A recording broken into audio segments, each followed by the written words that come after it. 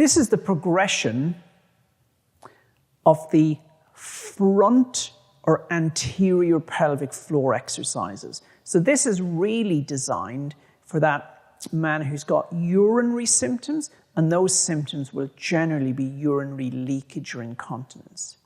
And we're going to progress to doing them in standing, and to really emphasize, we're going to try and get a front contraction.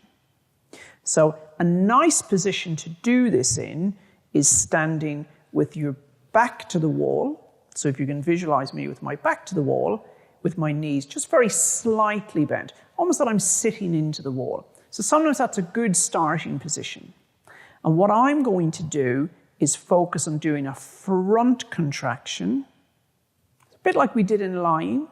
So doing that contraction, so we're going to visualize lifting kind of nuts to guts. So that's almost visualizing lifting that scrotum up and letting go. And the phrase that a lot of men like is doing that kind of lifting nuts to guts. So we want to do two things here.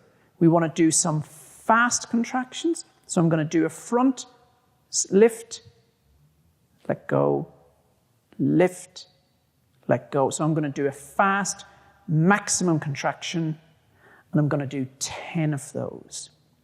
So we're going to do 10 fast contractions. That's that nuts to guts, big, strong contraction, let go fully. Then we also want to do some of the slow contractions. So this is where we're going to squeeze at the front, do that kind of scrotal lift, nuts to guts.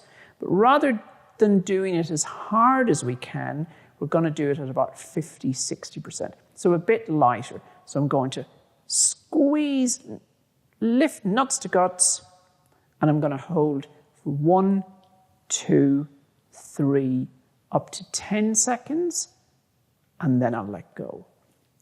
And I'm aiming to do 10 repetitions of that. So I'm going to lift a little bit lighter at the front, nuts to guts for 10 seconds, and I'm going to do 10 of those. So we're doing 10 fast front contractions, nuts to guts, 10 slower, lighter contractions for 10 seconds. And we would aim to build up, emphasis on building up, to doing that about 3 times per day. But initially, it's emphasis on quality. So if you do 1 or 2 sets per day, but good quality, that's good. And then add in a 3rd set. In terms of progression, so that will get to a point where those 10 repetitions of the fast ones and slow ones becomes quite easy to do. So to make it harder, what we can do with the slow ones is we can do contract at the front, so that light contraction, hold that contraction. We can draw the tummy in to tighten those abdominal muscles. And then keeping that pelvic floor nice and contracted, tummy nice and contracted, we can start to do some squats.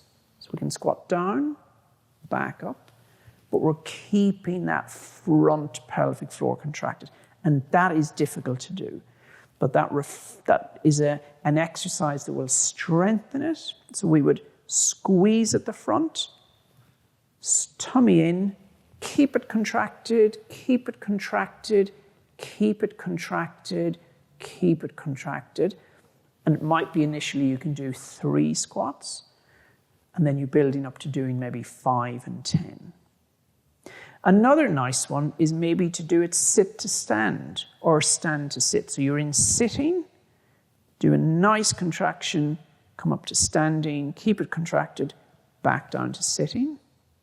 A third one is doing a nice front nuts to guts contraction.